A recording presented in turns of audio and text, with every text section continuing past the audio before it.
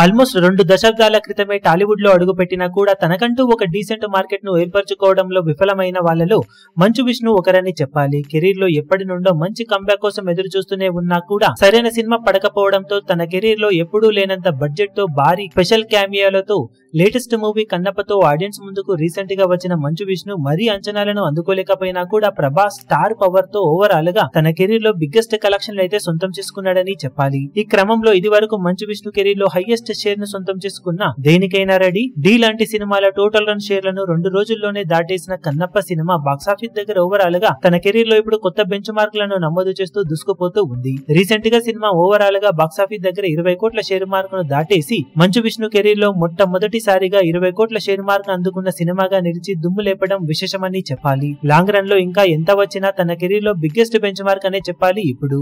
కానీ అదే టైంలో సినిమా ఓవరాల్ గా పెట్టిన బడ్జెట్ కి బాక్సాఫీస్ దగ్గర అందుకోవాల్సిన వాల్యూ టార్గెట్ దృష్ట్యా చూసుకుంటే ఈ కలెక్షన్స్ టార్గెట్ ను అందుకోవడానికి ఏమాత్రం సరిపోవనే చెప్పాలి. మరి మిగిలిన రన్ లో కన్నప్ప సినిమా బాక్సాఫీస్ దగ్గర ఎలాంటి కలెక్షన్లతో రికవరీ వైజ్ జోరు చూపించే ప్రయత్నం చేస్తుందో చూడాలి.